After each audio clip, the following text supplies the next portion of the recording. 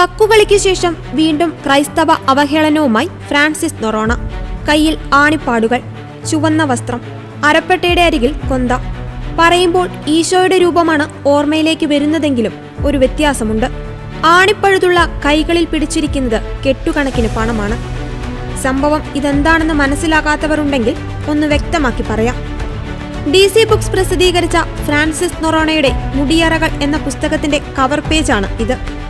ആവിഷ്കാര സ്വാതന്ത്ര്യത്തിന്റെ പേരിൽ ക്രിസ്തുവിനെയും ക്രിസ്തീയ വിശ്വാസത്തെയും അവഹേളിക്കുന്ന ശൈലിയാണ് നൊറോണ ഇവിടെ എടുത്തിരിക്കുന്നത്.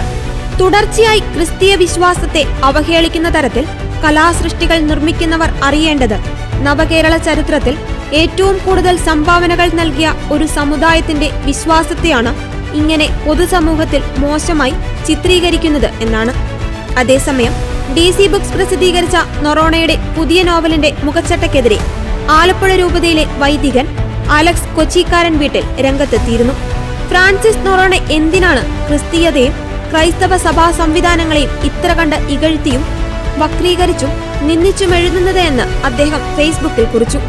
മറ്റു മതങ്ങളുടെ അടിസ്ഥാന മൂല്യങ്ങളെയും സംവിധാനങ്ങളെയും അവഹേളിച്ചെഴുതാനാകുമോ എന്നും അത്തരം രചന എഴുതി നോക്കിയാലറിയാം പുകിലെന്നും അദ്ദേഹം ഫേസ്ബുക്കിലൂടെ പ്രതികരിച്ചു. മുടിയറകളുടെ കവർ പിൻവലിക്കുക എന്ന തലക്കെട്ടോടുകൂടിയാണ് അദ്ദേഹം തന്റെ പോസ്റ്റ് സാമൂഹ്യ മാധ്യമങ്ങളിൽ പ്രചരിപ്പിക്കുന്നത്. എന്നാൽ തന്റെ നോവലിന്റെ മുഖച്ചട്ട ക്രിസ്തുവിനെയോ ദൈവങ്ങളെയോ നിന്ദിക്കുന്നതല്ല എന്നും മുഖചിത്രത്തിൽ കറൻസി പിടിച്ചു നിൽക്കുന്നയാൾ ക്രിസ്തുവല്ലെന്നും നൊറോണ പറഞ്ഞിട്ടുണ്ട്. ഇതിനു മുമ്പ് മാസ്റ്റർ പീസ് എന്ന നോവൽ എഴുതിയും ഇയാൾ വിവാദത്തിൽപ്പെടുകയും സർക്കാർ ജോലി ഉപേക്ഷിച്ചു പോവുകയും ചെയ്തിട്ടുണ്ട്. വിരമിക്കുവാൻ 3 വർഷം കൂടി ബാക്കിയുള്ളപ്പോഴാണ് ആലപ്പുഴ കുടുംബക്കോടതിയിലെ സീനിയർ ക്ലർക്കായ നൊറോണ ജുഡീഷ്യൽ സർവീസിലെ ജോലിയിൽ നിന്ന് 2023 മാർച്ച് 31 സ്വയം വിരമിച്ചത്. സ്വാതന്ത്ര്യത്തിന്റെ പേരിൽ മറ്റു മതങ്ങളുടെ മേൽ കുതിര കയറാൻ വരുന്നവർ ഒന്ന് ചിന്തിക്കണം. നിങ്ങൾ അധിക്ഷേപിക്കുന്നത് തന്നെ കുരിശിലേറ്റിയവരോട് പോലും ക്ഷമിച്ച കർത്താവിനെയാണ്. അവന്റെ പേരിൽ ഇന്ന് അനേകം വൈദികരും സന്യസ്തരും അനാഥർക്കും വിധവകൾക്കും പീഡിപ്പിക്കപ്പെടുന്നവർക്കു വേണ്ടിയും തന്റെ ജീവിതം ഉഴിഞ്ഞുവെച്ചിട്ടുണ്ട്.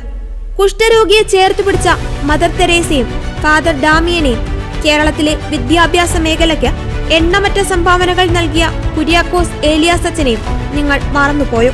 അതോ ഇതൊക്കെ നുണക്കഥകൾ മാത്രമാണെന്ന് ചരിത്രം മാറ്റിയെഴുതി തെളിയിക്കാനാണോ നിങ്ങളുടെ ശ്രമം? ഒരു മതേതര ജനാധിപത്യ രാജ്യത്തിന് ചേർന്നതാണോ ഈ നിലപാടുകൾ?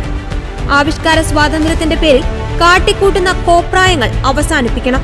തന്റെ സ്വാതന്ത്ര്യം മറ്റൊരാളുടെ അവകാശങ്ങളെ ഹനിക്കുന്നതോ വ്രണപ്പെടുത്തുന്നതോ ആകാതിരിക്കട്ടെ.